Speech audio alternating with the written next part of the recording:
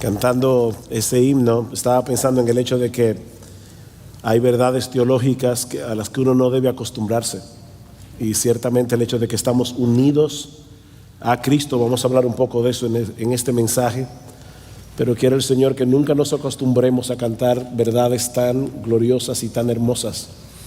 Quiero dar las gracias a los hermanos del IDEX y a la iglesia de Grace por darme la oportunidad de estar de nuevo en este púlpito que ha sido un ícono de la predicación expositiva en el siglo XX. Y es un honor estar aquí, es un gozo poder conocer a tantos hermanos y hermanas. Gracias por haber venido de tan lejos algunos para escuchar la palabra de Dios. Quiero por favor que vayan conmigo al libro de Romanos capítulo 4,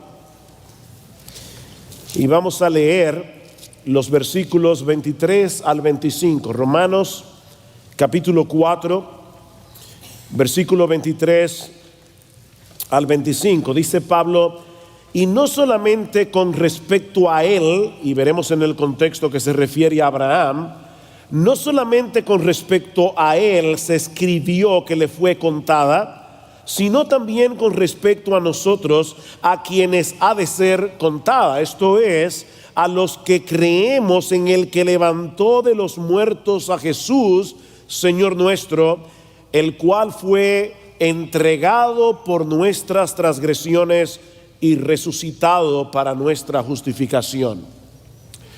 Alguien dijo una vez que el Evangelio no solo es el corazón de la Biblia, sino también el corazón que bombea vitalidad a la iglesia. Si no entendemos el Evangelio, no entendemos la Biblia. Y si no entendemos la Biblia, no hay salvación. Y si no hay salvación, no puede haber iglesia. Así que sin el Evangelio no entendemos las Escrituras. Sin el Evangelio no hay personas que puedan ser salvadas. Sin el Evangelio no habría iglesia.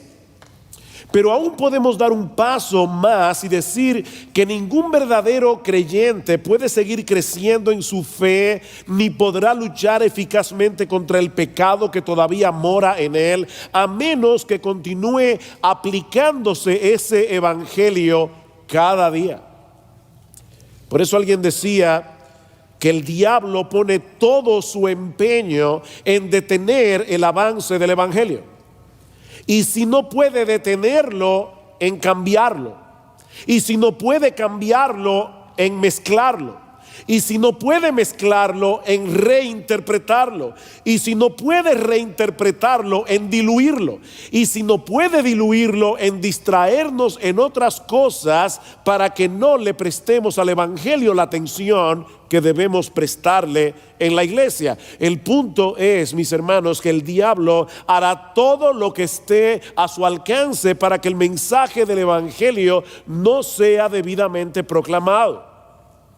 Por lo tanto, si nosotros queremos ver a los pecadores venir a Cristo en arrepentimiento y fe, y queremos promover el crecimiento espiritual en la iglesia, es necesario que amemos, protejamos, proclamemos con pasión y con convicción el evangelio. Pero eso solo será posible si nosotros tenemos un claro entendimiento de lo que ese evangelio es y de lo que ese evangelio implica. Y eso es precisamente lo que queremos exponer en esta tarde a la luz de este texto en la carta de Pablo a los romanos, el cual resume en una forma magistral el contenido del evangelio. De hecho, Martín Lutero decía de este versículo, el versículo 25, él decía que comprende todo el cristianismo.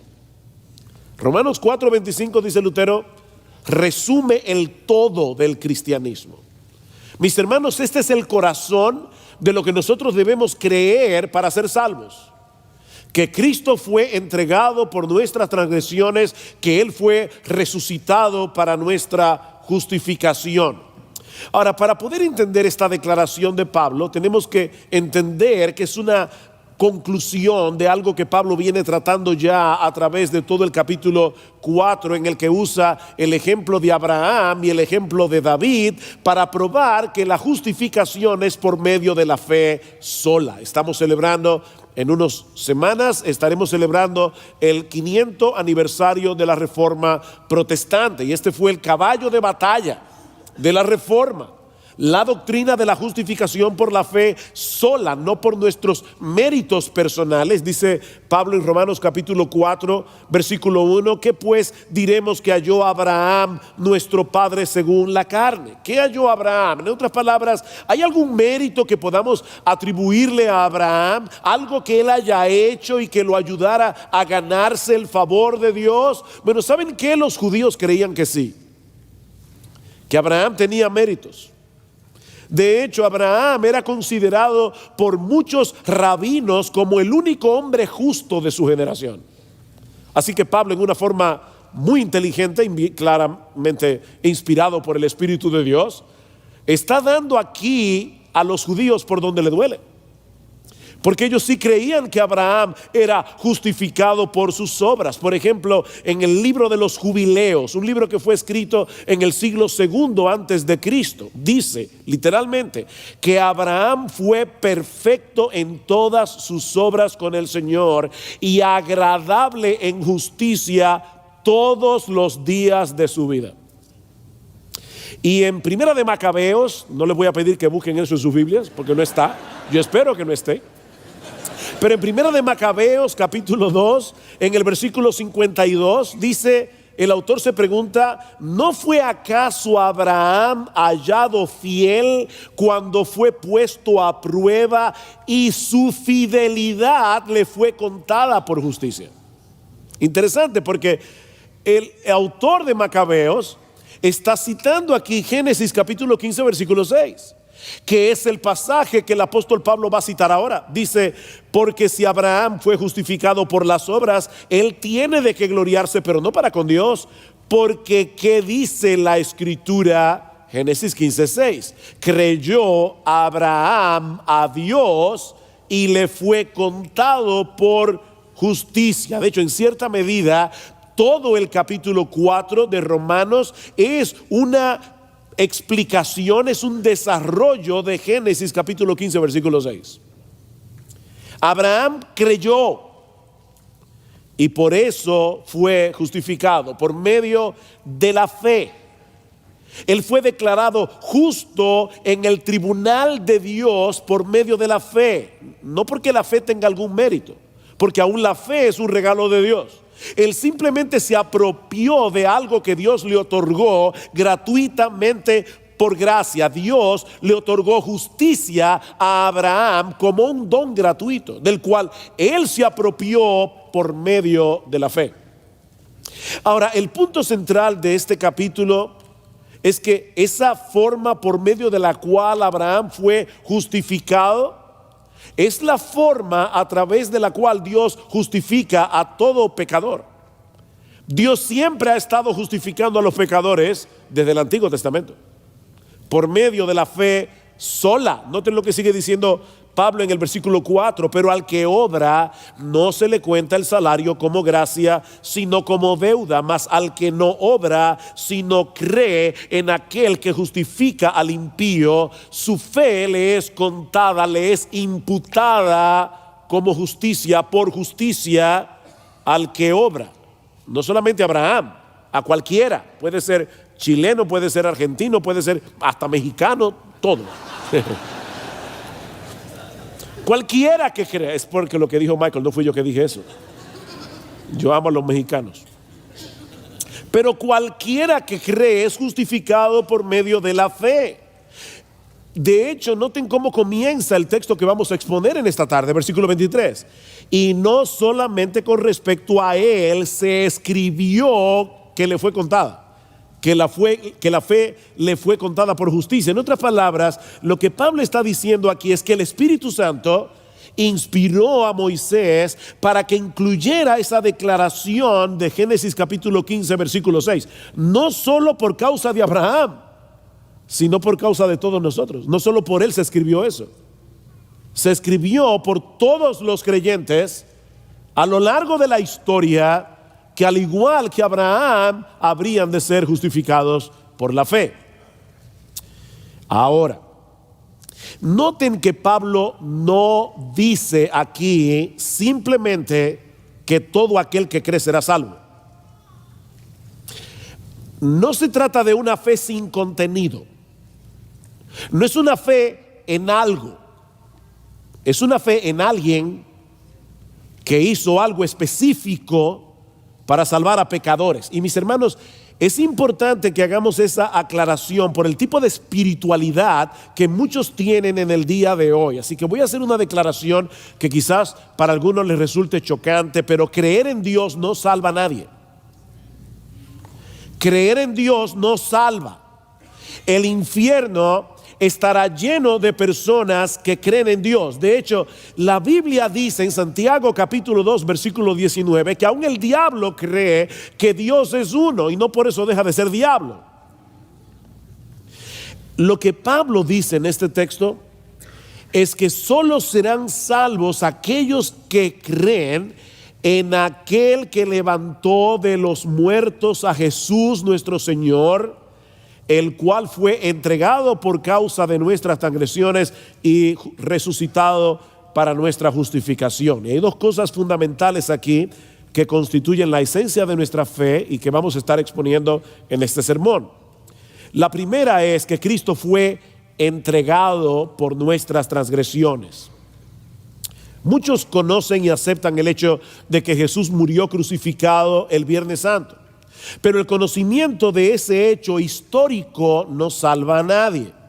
La fe que justifica es aquella que abraza de todo corazón el significado de esa muerte. Que Jesús no murió como un mártir, sino como un salvador. Y hay una diferencia fundamental en esto. Saber que Cristo murió el Viernes Santo no hace ninguna diferencia, a menos que aceptemos la razón de esa muerte. Yo supongo que muchas de las personas que escucharon a los apóstoles predicando acerca de la muerte de Cristo en la cruz, trajeron a sus mentes el caso de Sócrates, sobre todo si eran de origen griego, porque Sócrates fue condenado por enseñar filosofía a los jóvenes atenienses, de manera que los alumnos de Sócrates, entre ellos el mismo Platón, veían a Sócrates como un mártir de la verdad. Así que probablemente cuando los apóstoles decían Cristo murió en la cruz, ellos decían, bueno, a Sócrates también lo martirizaron, lo mataron. Pero lo que Pablo está diciendo de Jesús en nuestro texto es muy diferente. Mis hermanos, el corazón del evangelio no es que Cristo murió en la cruz del Calvario. El corazón del evangelio es que Él fue entregado por nuestras transgresiones. Él fue entregado. Y por el contexto es obvio que Pablo se refiere a Dios el Padre como aquel que le entregó. Porque dice en el versículo 24, sino también con respecto a nosotros, a quienes ha de ser contada, esto es, a los que creemos en el que levantó de los muertos a Jesús. ¿Quién es el que levantó de los muertos a Jesús? Dios el Padre. Por lo tanto, Dios el Padre es el sujeto del entregó. Dios el Padre entregó a su Hijo. Todos los que intervinieron en la muerte de Jesús fueron responsables de sus acciones. Judas, Herodes, Pilato, los soldados romanos, la turba de judíos guiados por los líderes religiosos de Israel. Todos ellos son culpables de la muerte de Cristo, pero ninguno de ellos entregó a Jesús por causa de nuestras transgresiones.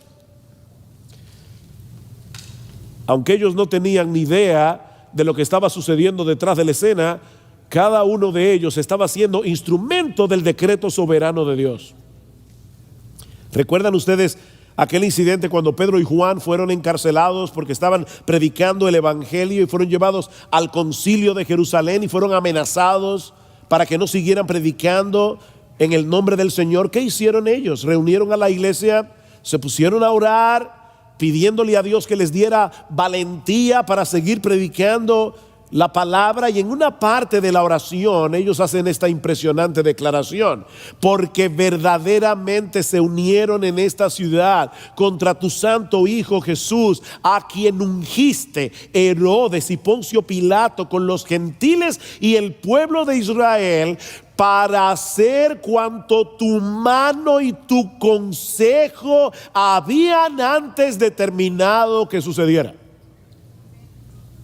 De paso, hermanos, yo creo que si nosotros quisiéramos borrar la soberanía de Dios de la Biblia, tendríamos que borrar la Biblia.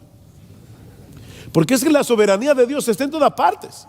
Ellos hicieron cuanto tu mano y tu decreto habían antes determinado que sucediera. Fue Dios el Padre el que entregó a Dios el Hijo para que diera su vida en la cruz por nuestros pecados. Eso es lo que Pablo dice más adelante en Romanos capítulo 5, versículo 8. Dice: mas Dios muestra su amor para con nosotros, en que siendo aún pecadores, Cristo murió por nosotros. Dios lo entregó. Y en Romanos capítulo 8, versículo 32, dice: el que no escatimonia a su propio Hijo. ¿Quién fue el que no escatimonia a su propio Hijo? Sino que lo entregó por todos nosotros. ¿Cómo no nos dará también con él todas las cosas? ¿Quién fue, mis hermanos, el que entregó a su Hijo? Fue Dios el Padre. Él murió en la cruz por cada una de nuestras ofensas al carácter santo y justo de Dios. Él murió por todas las veces que nosotros hemos violado su ley. Para la mayoría de las personas en el día de hoy esto es incomprensible. Si Dios es amor, como dice la Biblia, y todopoderoso, ¿por qué no decidió perdonarnos a todos sin tener que sacrificar a su propio Hijo? ¿Por qué?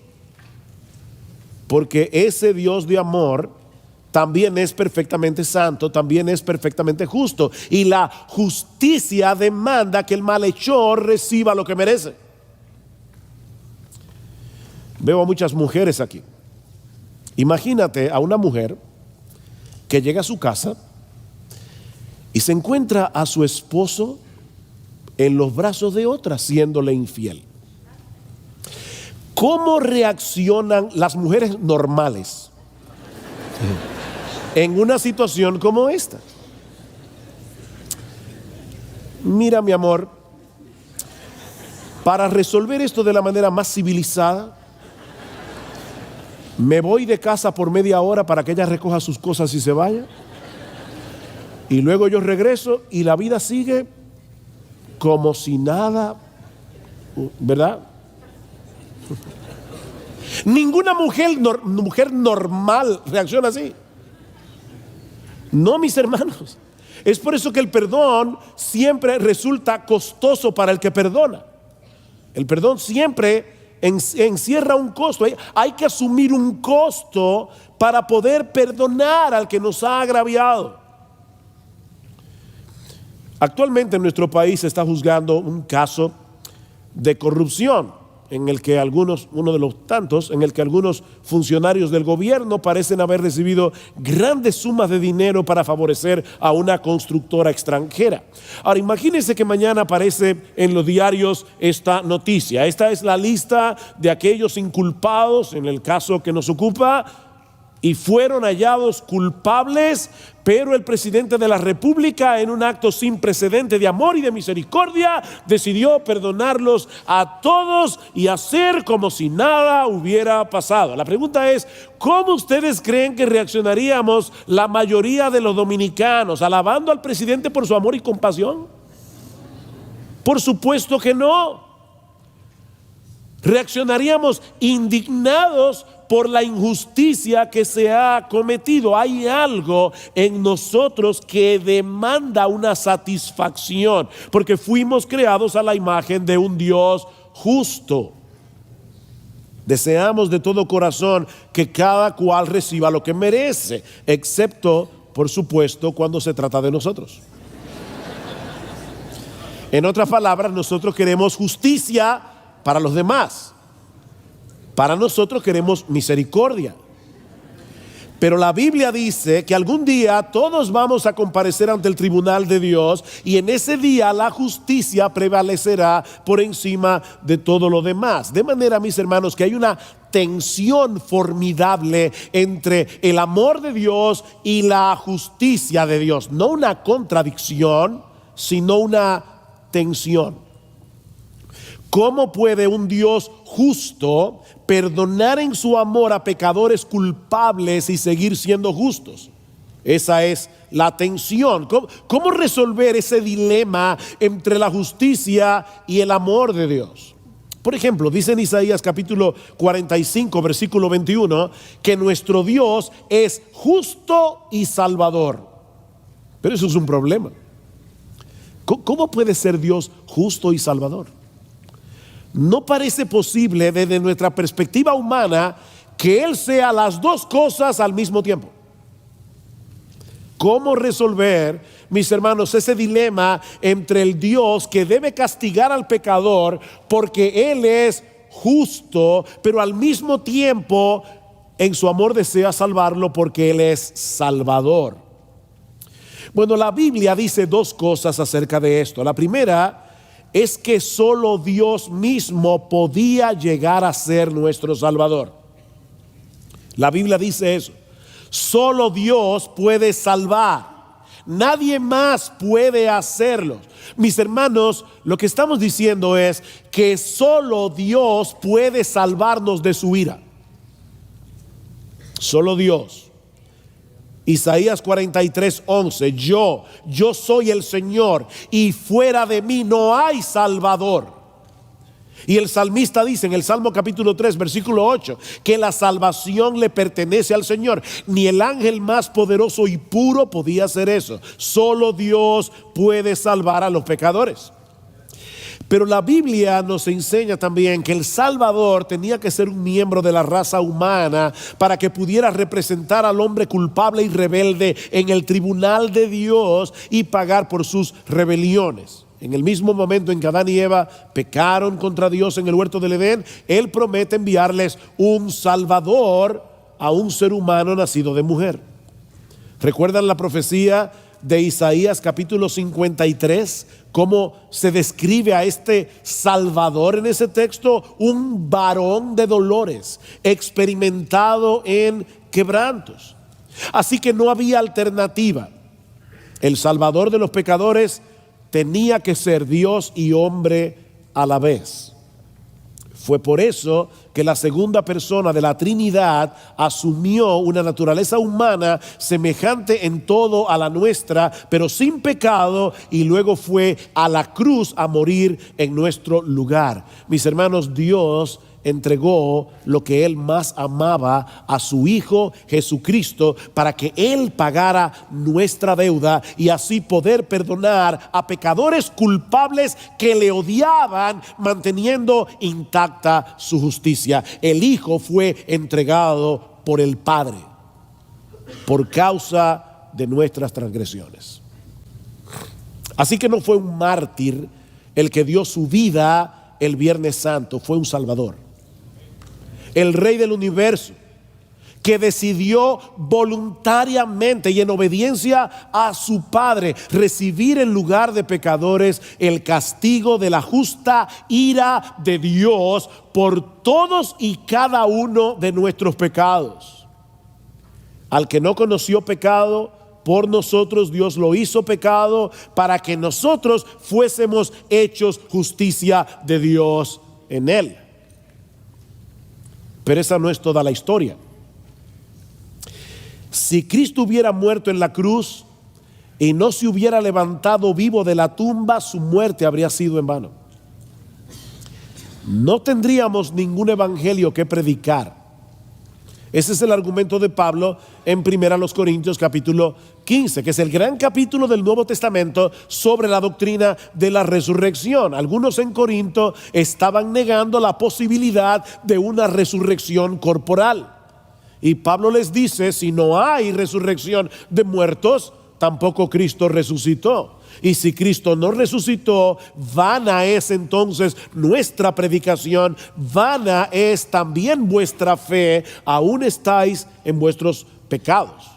Lo que Pablo está diciendo aquí en 1 Corintios 15 es lo mismo que dice en Romanos capítulo 4. Para ser salvos no basta con creer que Cristo fue entregado por nuestras transgresiones, sino también, en segundo lugar, que Él fue resucitado para nuestra justificación. Vean otra vez versículos 23 y 24. Y no solamente con respecto a Él se escribió que le fue contada, sino también con respecto a nosotros, a quienes ha de ser contada, esto es, a los que creemos en el que levantó de los muertos a Jesús, Señor nuestro. Yo le decía a mi esposa en estos días, la verdad es que el hecho de que la gente no crea que la Biblia es la palabra de Dios es una demostración de las tinieblas del pecado en el corazón del hombre. Porque la Biblia es un libro que no puede ser explicado si no es a través de la inspiración del Espíritu Santo. Mira, mi hermano, cuando alguien te diga, pruébame que la Biblia es la palabra de Dios, no caigas en esa trampa. Dile tú, pruébame que no lo es. Toma la Biblia con esta unidad tan perfecta que la Biblia tiene y pruébame que la Biblia no es la palabra de Dios. ¿Por qué se encuentra esa historia de Abraham en Génesis capítulo 15? Por causa de lo que Cristo iba a hacer miles de años después. Esa historia no se encuentra allí para que sepamos cómo fue salvo Abraham.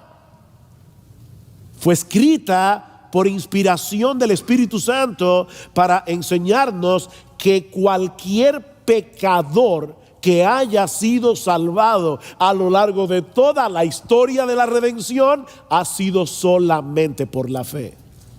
Nunca ha sido por las obras.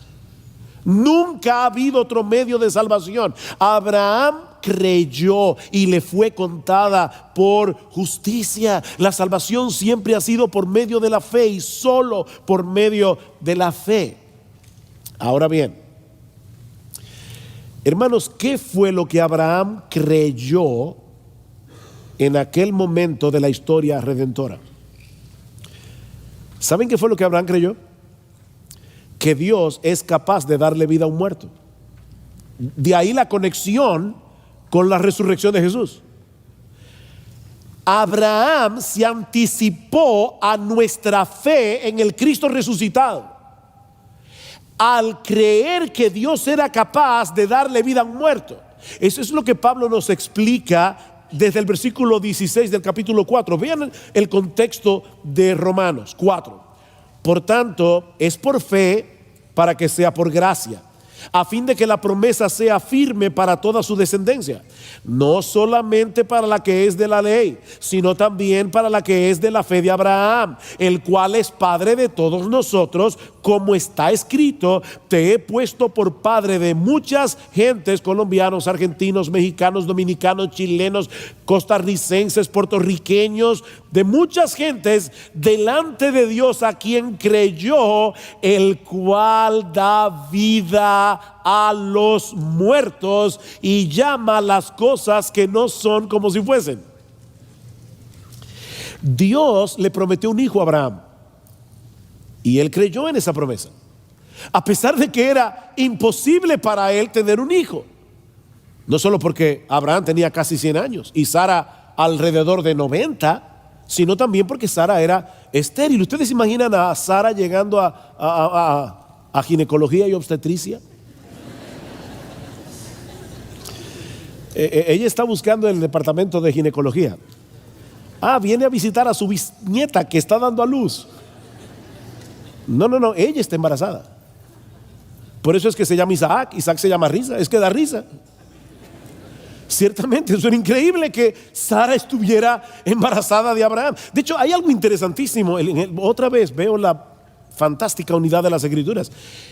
Abraham, que es el padre de la fe, ¿verdad? No sin entre comillas, él es el padre de la fe, pero no era perfecto, y Abraham en 2 ocasiones puso a Sara en riesgo. En Génesis capítulo 12, no se nos queda claro en la Biblia si Sara fue tocada por esta persona que la tomó en su harén. No lo vemos claro. El autor del Génesis no aclara eso. Pero la segunda vez que eso pasa, en Génesis capítulo 16, ahí sí se aclara de una manera evidente que Abimelech no tocó a Sara. ¿Por qué en un capítulo se enfatiza una cosa y en el otro no? Porque en el capítulo siguiente iba a nacer Isaac. Y era importante que todos nosotros supiéramos que ese niño era hijo de Abraham. Si no se hubiera colocado por el Espíritu Santo ese detalle de que Abimelech no tocó a Sara, cualquiera hubiera dicho, ese viejo no es el hijo de ese niño. Sin embargo, todos sabemos ahora que Isaac era hijo de Abraham y de Sara. Era algo imposible, pero nuestro Dios es omnipotente, nuestro Dios es todopoderoso. Él puede hacer exactamente lo que Él promete. Así que Abraham creyó que Dios es poderoso de traer vida a través de un vientre muerto. Mis hermanos, esa es la promesa. Eso fue lo que Abraham creyó. Y sigue diciendo Pablo, él creyó en esperanza contra esperanza para llegar a ser padre de muchas gentes conforme a lo que se le había dicho, así será tu descendencia. Y Pablo aclara, y no se debilitó en la fe al considerar su cuerpo que estaba ya como muerto, siendo de casi 100 años, o la esterilidad de la matriz de Sara, también estaba muerta la matriz de Sara. Tampoco dudó por incredulidad de la promesa de Dios, sino que se fortaleció en fe, dando gloria a Dios, plenamente convencido de que también era poderoso para hacer todo lo que había prometido, por lo cual también su fe le fue contada por justicia. ¿Se dan cuenta, hermanos? La fe de Abraham fue muy específica. Él creyó que Dios podía cumplir su promesa de darle un hijo, aunque ellos estaban casi muertos. Y en Hebreos capítulo 11, a partir del versículo 17, dice que cuando Abraham fue probado, él también creyó que si mataba a Isaac, Dios podía resucitarlo, Dios podía traerlo de los muertos. Y dice el autor de Hebreos, de donde en cierto modo lo recibió. Porque en la mente de Abraham, Isaac ya estaba muerto cuando Dios le pidió que lo sacrificara. Así que, hermanos, la fe que opera para justificación es muy similar a la fe que tuvo Abraham. ¿Se dan cuenta? Por eso dice Pablo, versículo 23 otra vez, y no solamente con respecto a él se escribió que le fue contada, sino también con respecto a nosotros, a quienes creemos que ha de ser contada. Esto es a quienes ha de ser contada, esto es a los que creemos en el que levantó de los muertos a Jesús, Señor nuestro, el cual fue entregado por nuestras transgresiones y resucitado para nuestra justificación. La fe de Abraham se anticipa en muchos sentidos a nuestra fe. Él creyó que el vientre muerto de Sara podía engendrar vida simplemente porque Dios lo prometió. Él creyó que si mataba a Isaac, Dios lo iba a resucitar de los muertos, porque Él le prometió una descendencia. Y nosotros creemos, 2000 años después, que por ese mismo poder, la tumba de Cristo no pudo retener su cuerpo muerto, sino que al tercer día salió vivo y victorioso de allí para no ver muerte nunca más. Cristo fue entregado por nuestras transgresiones, Él fue resucitado para nuestra justificación. Y al levantar de los muertos a Cristo, Dios el Padre estaba declarando que su justicia había quedado plenamente satisfecha por medio de la muerte de su Hijo. Por eso fue que Cristo exclamó al final, consumado es. Él sabía que la deuda de todos y cada uno de los pecadores por los cuales Él vino a morir estaba cancelada para siempre. Ahora, imagínense a las personas que estaban al pie de la cruz y escucharon a Jesús exclamar, consumado es. ¿Cómo ustedes creen que interpretaron ellos estas palabras?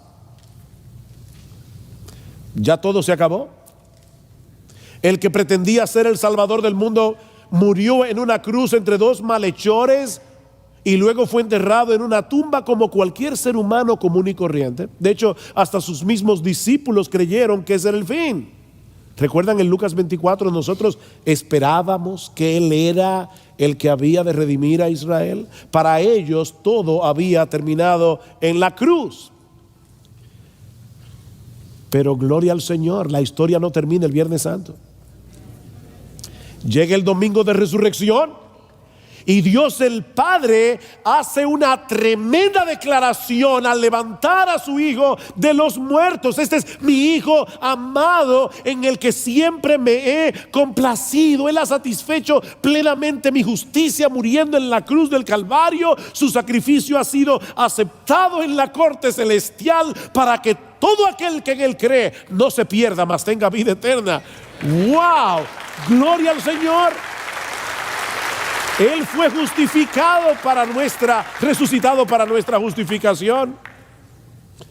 Pero no solo eso, mis hermanos, es porque Cristo resucitó y está vivo, que hoy podemos unir nuestras vidas a la suya por medio de la fe, de tal manera que su justicia viene a ser nuestra por el simple hecho de creer.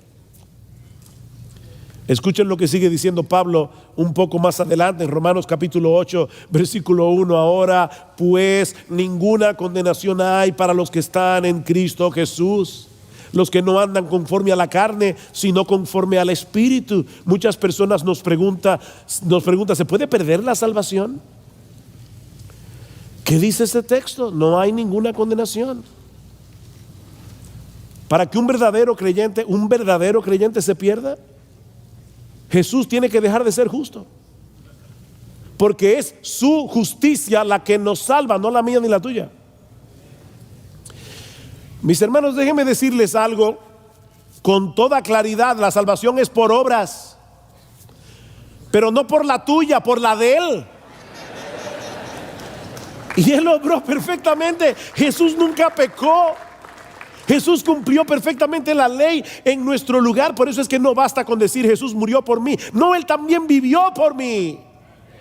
Él no solamente murió por mí, Él vivió por mí. Y eso es lo que el Padre estaba declarando al resucitarlo de los muertos. Ahora nuestra vida está unida a la de Cristo y por eso ya no hay condenación. ¿Por qué no? Porque todos los creyentes estamos en Él, unidos a Él por la fe. En otras palabras, Él hizo todo lo que hizo como nuestro representante.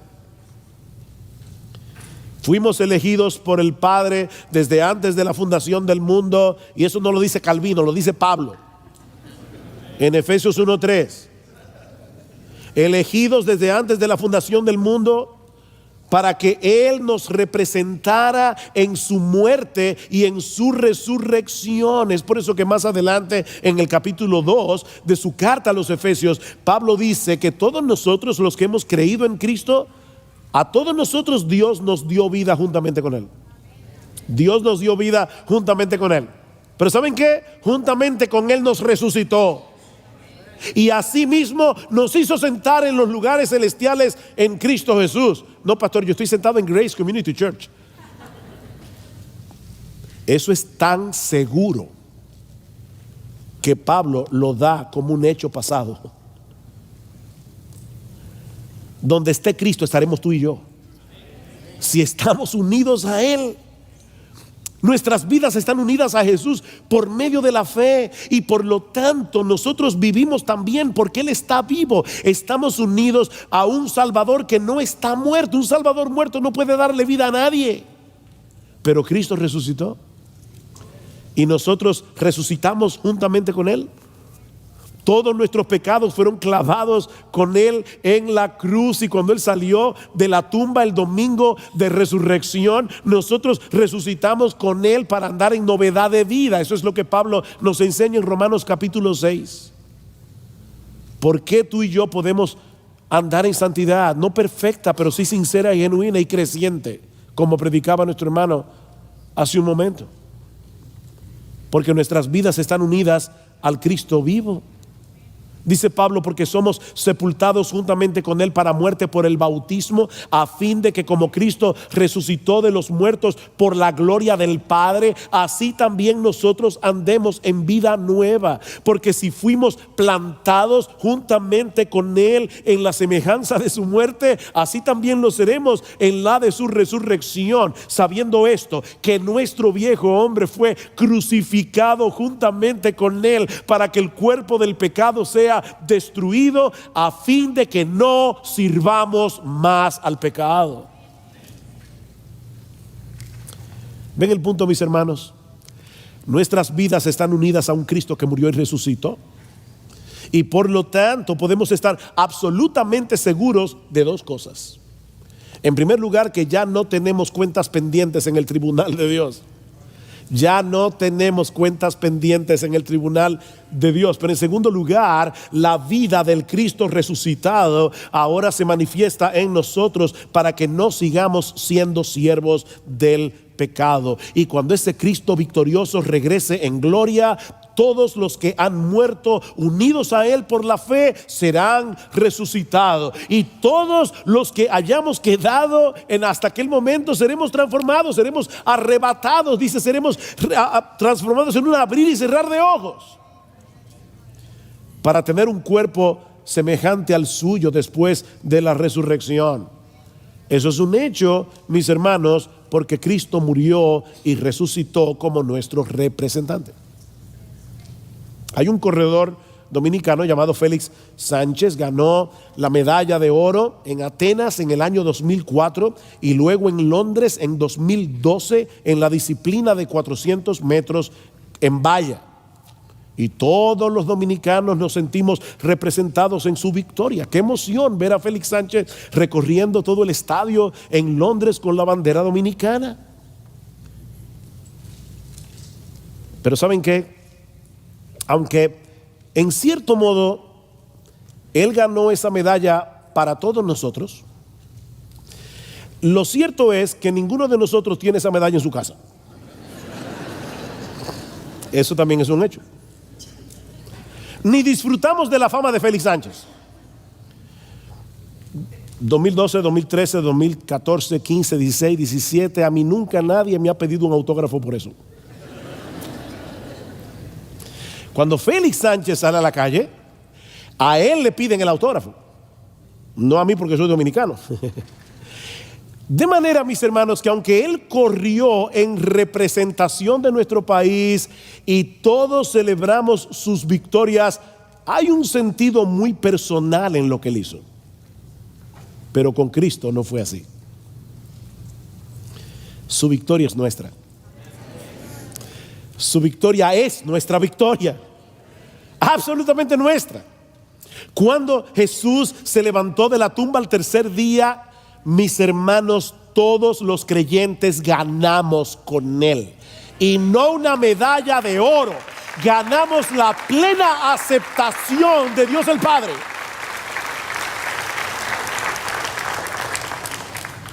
Como si fuéramos tan justos como Dios el Hijo.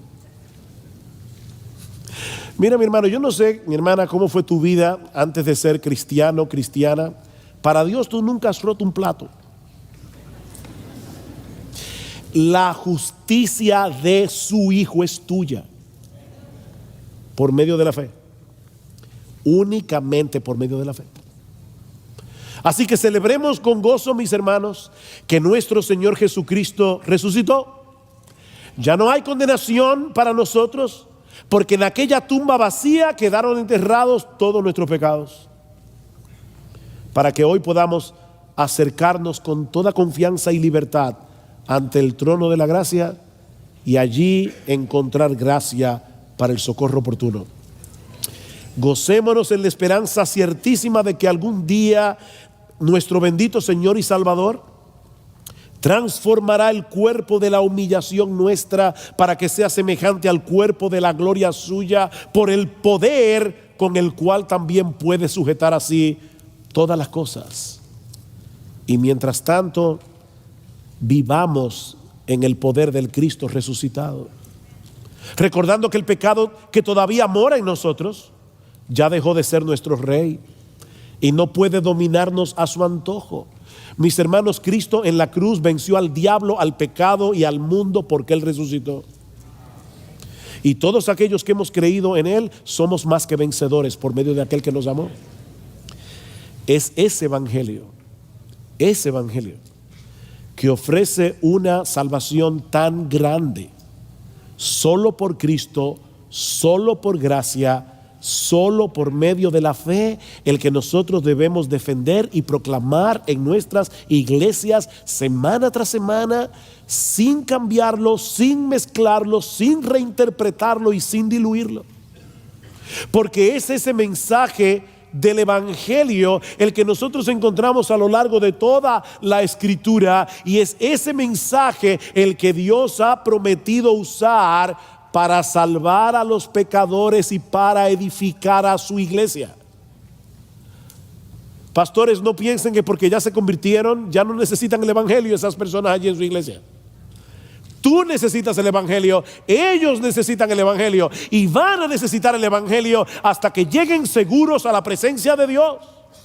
Mis hermanos, no demos por sentado el evangelio, no demos por sentado el evangelio, porque si hay algo que el pecador necesita para ser salvo y el creyente para crecer en santidad, es escuchar el poderoso mensaje de que somos justificados únicamente por medio de la fe en la persona y la obra de nuestro precioso, bendito, glorioso Señor y Salvador Jesucristo.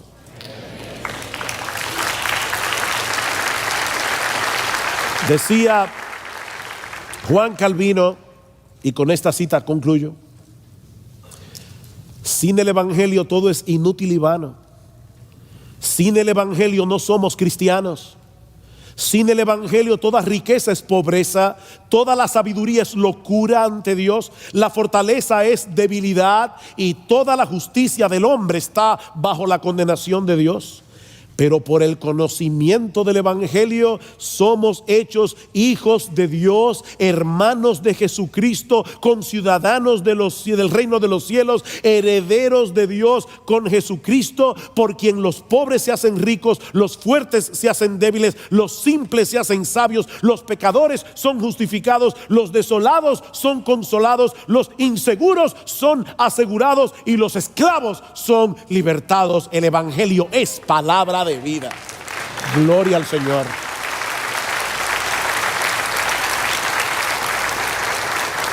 Vamos a orar.